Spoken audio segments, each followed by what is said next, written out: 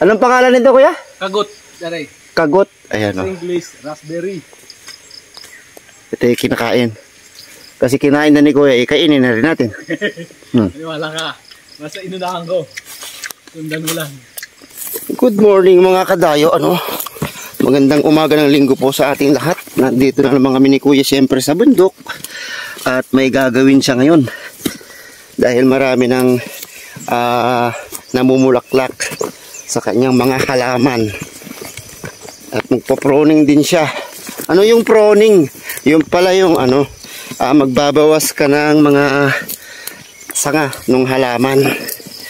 Yun pala yung proning para naman yung sustansya ng lupa ay mapupunta dun sa bunga, hindi dun sa sanga. Kaya pala nila binabawasan.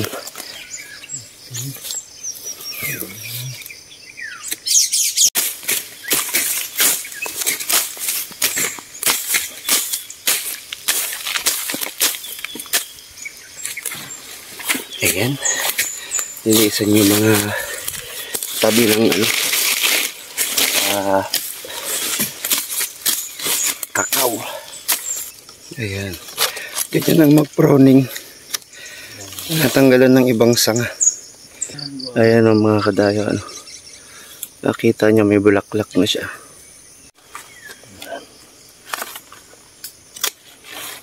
Yun. Tinatanggalan ng ibang sanga.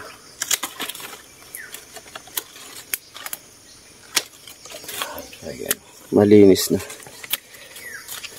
Dito sari-sari ang talim ni kuya na prutas. Kakao, guyabano, avocado, lansones, rambutan, buko, ayan, papaya. Hindi masyadong masipag kasi si kuya eh. Kaya ganyan. Konti lang yung pananim niya dito. Ilang lang naman yung puno niya. May 1,000 kuya hindi lang. Ang isang prutas niya ay may 1,000 ang puno. Sa isang pirasong prutas.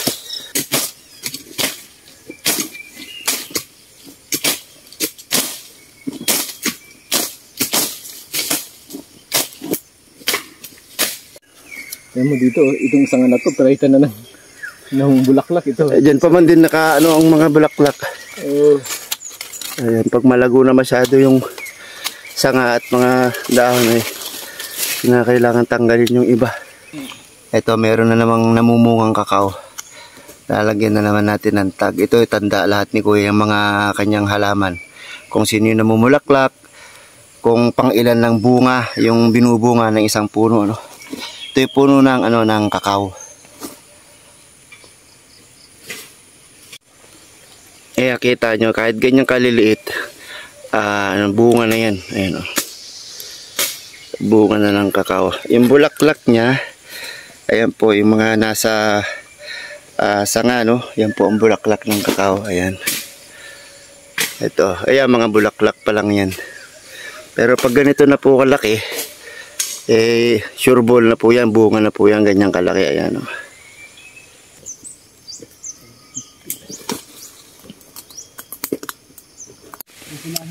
Ayan, bagong bunga na naman to. Ayan, pang 44 na to.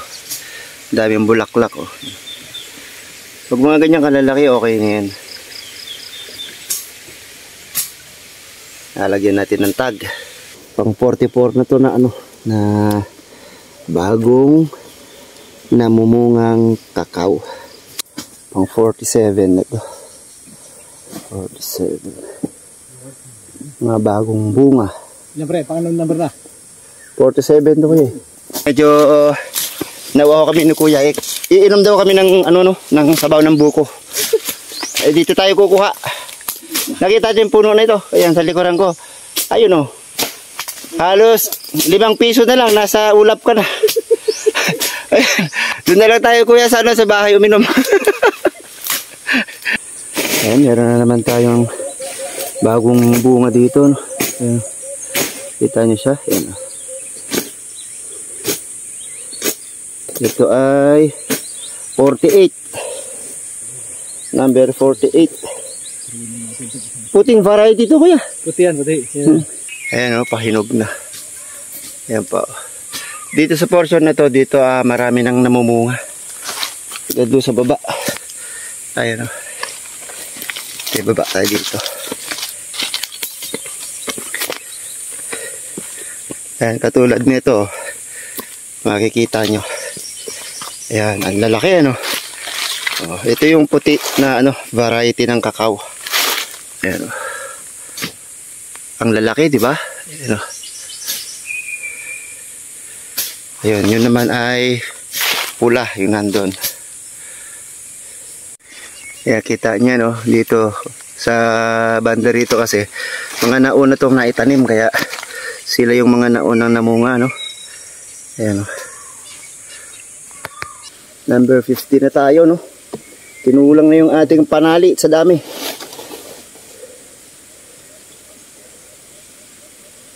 Mamunga ka ha, ay minimum mo din 30. Basta kada puno 30 pieces, okay yan.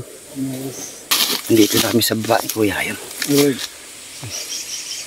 Yan na naman, pagkain na naman yan. Oo. May natin. Mga wild ubas, sabi. Ay, wild ano? Oh, meron na naman nakita si kuya. Kulay green naman to. Wild, siyempre parang siyang... Ito ba ito kuya? Ha? Ito? Ayan o. Ito? Yan, oh, yan. Ha? Nakakain pala to. Ay. Mo. Nakain ko na yan. Basta inunahan ko, sundan mo.